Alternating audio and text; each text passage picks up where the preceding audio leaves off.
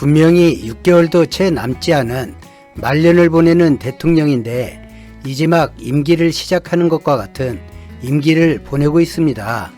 임기 내 대한민국의 국제적 위상을 진정한 선진국 반열로 올려놓았으며 취임하자마자 한반도에서 미국과 일본이 준비한 전쟁의 길을 막아내었고 남북 정상회담, 북미 정상회담을 이끌었지만 아쉽게도 현재 북한과 대화가 단절되었습니다. 북한을 협상 테이블로 끌어내고 남북 간 북미 간 대화를 다시 만들기 위해 종전선언을 수단으로 하는 제안을 했습니다. 미국에 결코 손해가 아니라는 것을 설득해 종전선언을 끌어내려 하고 있습니다. 미국은 종전선언을 반대하고 있고 종전선언이 한반도 평화와 결합되는 것을 무척이나 꺼리고 있습니다. 자칫 미국이 평화를 원치 않는다는 인식이 세계에 확산되는 일이 발생하기 때문입니다.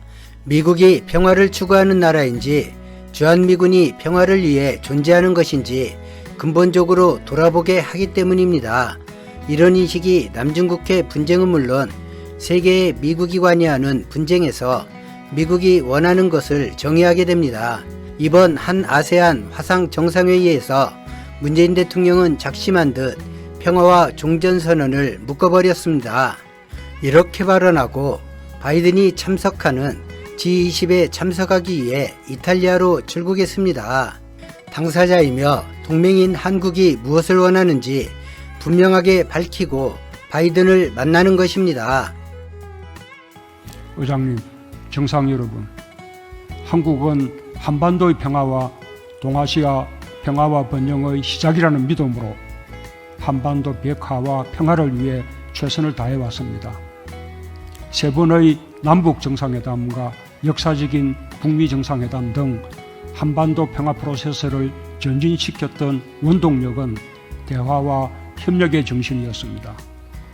제가 지난 유엔 총회에서 제안한 종전선언은 대화의 문을 열고 한반도와 아시아, 나아가 세계 평화로 가는 중요한 출발점이 될 것입니다. EAS의 변함없는 지지와 성원을 부탁드립니다. 한국은 미얀마의 안정과 민주주의 회복을 희망합니다. 한국은 지난 9월 미얀마 국민의 코로나 극복을 돕기 위해 아하 센터를 통한 100만 달러 지원을 포함하여 총 300만 달러 규모의 인도적 지원을 결정하였습니다. 미얀마 관련 아세안 특사 활동도 적극 지지할 것입니다. 한국은 남중국해에서 항행과 상공비행의 자유가 보장되고 대화를 통해 분쟁이 평화적으로 해결되길 바랍니다. 또한 홍콩의 일국양제하 안정과 발전이 매우 중요하다고 생각합니다.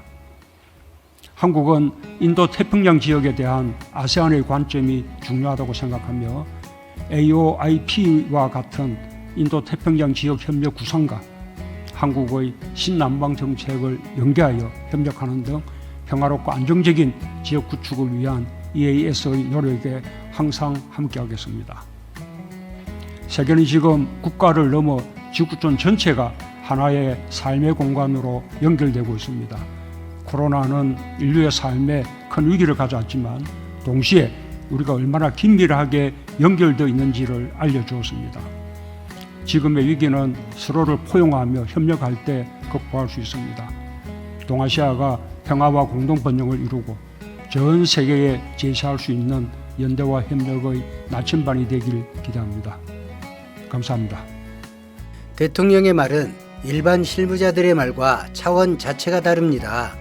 24일 성김 특별대표가 다녀가고 설리번이 한미는 다르다고 브리핑한 뒤 문재인 대통령이 이를 인정하지 않고 공개적으로 미국을 반박한 것입니다.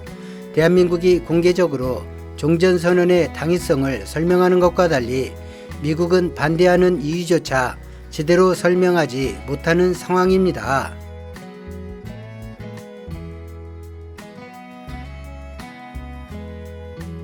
오늘 영상은 여기까지입니다. 시청해주신 여러분 고맙습니다.